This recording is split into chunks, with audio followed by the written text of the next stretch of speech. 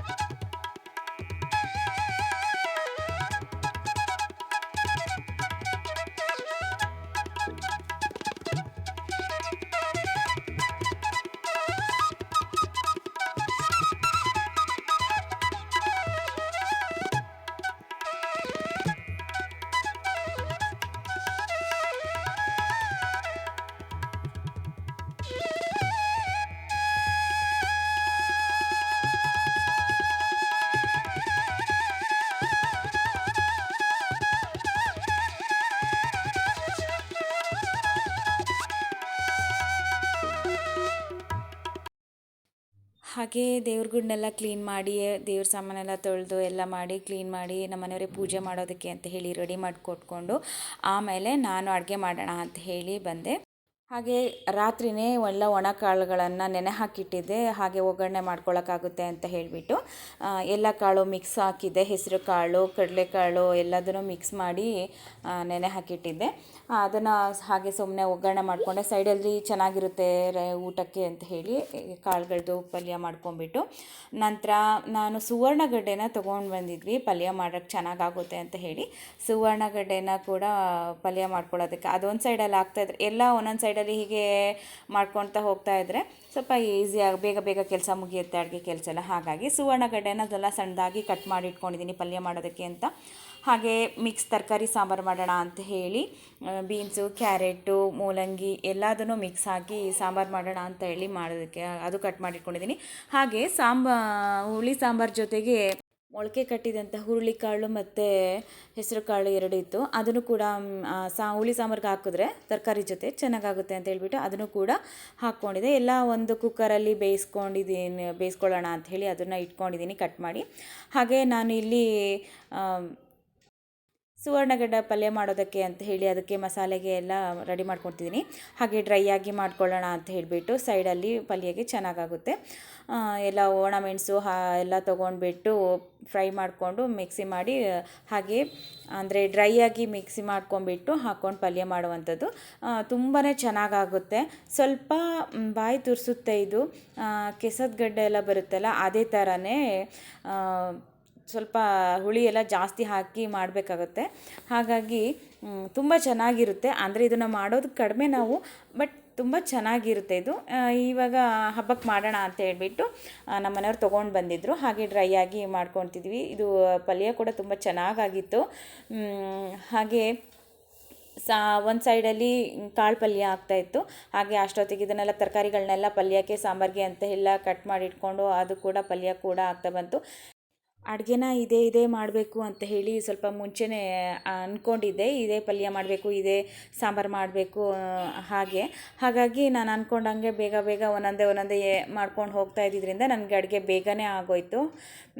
ನಮ್ಮ ಮನೆಯವರು ಪೂಜೆ ಎಲ್ಲ ಮಾಡ್ಕೊಂಬಿಟ್ಟು ಹಾಗೆ ಸುಮ್ಮನೆ ಟಿ ವಿ ನೋಡಿಕೊಂಡು ಎಲ್ಲ ಕೂತ್ಕೊಂಡಿದ್ರು. ಮಕ್ಕಳು ಕೂಡ ಫುಲ್ ಖುಷಿಯಾಗಿದ್ದರು.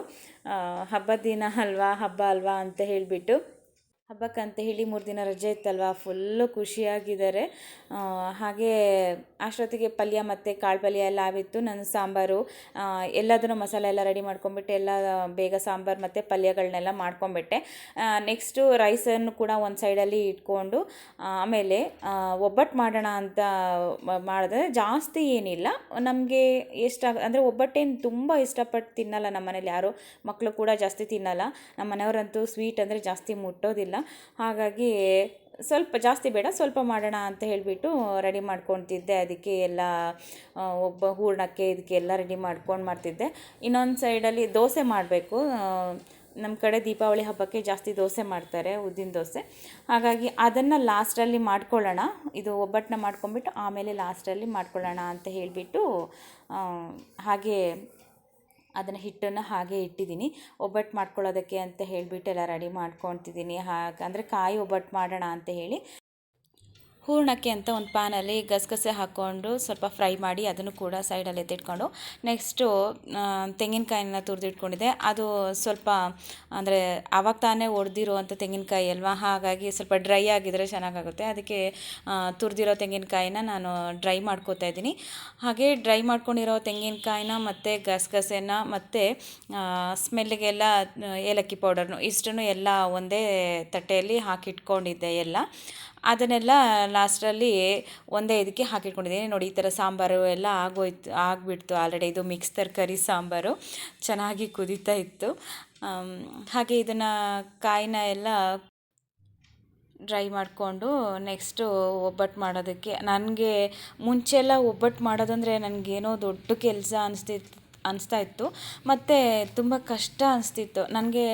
ಕಾಯಿ ಒಬ್ಬಟ್ಟು ಮಾಡೋದಕ್ಕೆ ಮಾಡ್ತಿದ್ದೆ, ಬಟ್ ಅಷ್ಟು ಸ್ಮೂತಾಗಿ ಆ ಥರ ಬರ್ತಿರಲಿಲ್ಲ, ಒಳ್ಳೆ ಹಪ್ಪಳ ಥರ ಬರ್ತಾಯಿತ್ತು. ಇವಾಗ ಅದು ಎಷ್ಟು ಹದ ಹೇಗಿರಬೇಕು ಅಂತ ಹೇಳಿಬಿಟ್ಟು ಇವಾಗ ನೀಟಾಗಿ ಗೊತ್ತಾಗಿದೆ. ಇವಾಗ ಆರಾಮಾಗಿ ಮಾಡ್ತೀನಿ. ಹಾಗೆ ಅದು ಹಬ್ಬದ ಅಡುಗೆ ಮಾಡುವಾಗ ಒಬ್ಬಟ್ಟು ಮಾಡ್ಕೊಂಡು ಕೂತ್ಕೊಂಡ್ರೆ ತುಂಬ ಲೇಟ್ ಆಗುತ್ತೆ ಅಂತ ನನಗೆ ಯಾವಾಗಲೂ ಅನ್ಸೋದು. ಇವಾಗ ನೋಡೋಣ ಏನು ಮಾಡಿಕೊಂಡ್ರೆ ಹೆಂಗಿರುತ್ತೆ ಅಂದ್ಕೊಂಡು ಟ್ರೈ ಮಾಡೋಣ ಅಂಥೇಳಿ ಮಾಡಿದೆ. ಅಂದರೆ ನಾನು ಫುಲ್ ಒಂದೇ ಸರಿ ಅಷ್ಟೂ ಮಾಡಿಬಿಡಲಿಲ್ಲ. ನನಗೆ ಊಟಕ್ಕೆ ಎಷ್ಟು ಬೇಕು ಅಷ್ಟು ಮಾತ್ರ ಮಾಡಿಕೊಂಡು ಮತ್ತು ಮಿಕ್ಕಿದ್ದನ್ನು ಹಾಗೆ ಇಟ್ಕೊಂಡಿದ್ದೆ. ಸಂಜೆ ಟೈಮಿಗೆ ಕಾಫಿ ಟೈಮಿಗೆಲ್ಲ ಮಾಡಿಕೊಟ್ರೆ ತಿಂತಾರೆ ಅಂತ ಹೇಳ್ಬಿಟ್ಟು ಹಾಗೆ ಇಟ್ಟಿದ್ದೆ. ಎಷ್ಟು ಬೇಕೋ ಅಷ್ಟು ಮಾತ್ರ ಒಂದು 4 ಅಷ್ಟೇ ಮಾಡ್ಕೊಂಡಿದ್ವಿ. ಒಬ್ಬಟ್ಟಂತೂ ತುಂಬಾ ಚೆನ್ನಾಗಾಗಿತ್ತು ಮತ್ತು ಸ್ಮೂತಾಗಿ ತುಂಬ ಚೆನ್ನಾಗಿ ಬಂದಿತ್ತು. ನಮ್ಮನೆಯವರು ಜಾಸ್ತಿ ಸ್ವೀಟ್ ತಿನ್ನಲ್ಲ, ಆದ್ರೂ ಇಷ್ಟ ಆದರೆ ತಿಂತಾರೆ, ಒಂದು ಒಬ್ಬಟ್ಟು ತಿಂತಾರೆ ಅಷ್ಟೇ. ಇದನ್ನು ಹಬ್ಬದ ದಿನ ಅಂತೂ ತಿಂದರು, ಖುಷಿಯಾಯಿತು ನನಗೆ. ಯಾಕಂದರೆ ಚೆನ್ನಾಗಿದ್ದರೆ ಯಾರಾದರೂ ಇಷ್ಟಪಟ್ಟು ತಿಂತಾರಲ್ವ, ಆಗ ನಾನು ಮಾಡಿದ್ದಕ್ಕೂ ಖುಷಿ ಆಯಿತು, ತಿಂದ್ರಲ್ವ ಅಂತ ಹೇಳ್ಬಿಟ್ಟು. ಹಾಗೆ ಒಂದೊಂದನೇ ಮಾಡಿಕೊಂಡೆ ನಿಧಾನವಾಗಿಯೇ. ಸ್ಮೂತಾಗಿ ಚೆನ್ನಾಗಿ ಬಂದಿತ್ತು. ನಾನು ಕೈಯಲ್ಲೇ ಎಲ್ಲ ಹಾಗೆ ತಟ್ಕೊಂಡೆ.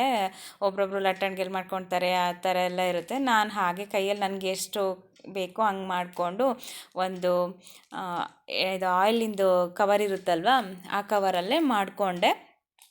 ಒಬ್ಬಟ್ಟು ಮಾಡಿಟ್ಕೊಂಡ್ರೆ ದೋಸೆಯನ್ನು ಆಮೇಲೆ ಊಟಕ್ಕೆ ಕೂತ್ಕೊಳ್ಳೋ ಟೈಮಿಗೆ ಕರೆಕ್ಟಾಗಿ ಹಾಕ್ಕೊಂಡ್ರೆ ಬಿಸಿ ಬಿಸಿಯಾಗಿರುತ್ತೆ ದೋಸೆನೇ ಫಸ್ಟ್ ಮಾಡಿಟ್ರೆ ಲಾಸ್ಟಲ್ಲಿ ಒಬ್ಬಟ್ಟು ಮಾಡೋಕ್ಕೆ ಹೋದರೆ ದೋಸೆ ಎಲ್ಲ ತಣ್ಣಗಾಗಿಬಿಡುತ್ತೆ, ತಿನ್ನೋಕ್ಕೆ ಚೆನ್ನಾಗೋಗೋದಿಲ್ಲ. ಹಾಗಾಗಿ ಆಮೇಲೆ ಮಾಡಿಕೊಂಡೆ. ನೋಡಿ ಒಬ್ಬಟ್ಟು ಎಷ್ಟು ಚೆನ್ನಾಗಿ ಬಂದಿದೆ ಅಲ್ವಾ, ಉಬ್ಬಿ ಬರ್ತಾಯಿತ್ತು.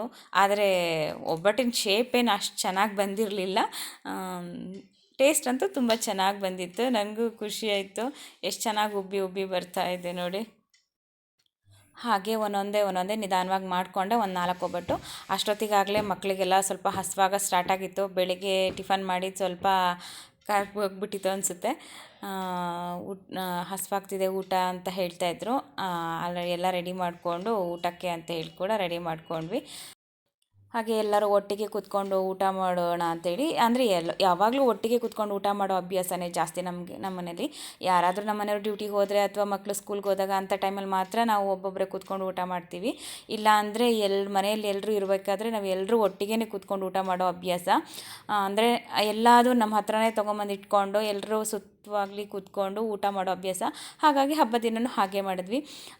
ಇಷ್ಟು ಅಡುಗೆ ಮಾಡಿದೆ ನಮ್ಮ ಹಬ್ಬದ ಅಡುಗೆ ಅಂತ. ಈ ಟೈಮ್ ಇದು ಪಾಯಸ ಎಲ್ಲ ಏನೂ ಮಾಡಲಿಲ್ಲ. ಒಬ್ಬಟ್ಟು ಸ್ವೀಟ್ ಮಾಡಿರೋದ್ರಿಂದ ನಮ್ಮ ಮನೆಯವ್ರು ಮತ್ತು ಪಾಯಸ ಒಬ್ಬಟ್ಟು ಎಲ್ಲ ಸ್ವೀಟ್ ಆಗಿಬಿಡುತ್ತೆ, ಅದಕ್ಕೆ ಬೇಡ ಅಂದ್ಕೊಂಡು ಹೇಳ್ತಾರೆ ಅಂದ್ಕೊಂಡು ಮಾಡಿಲ್ಲ.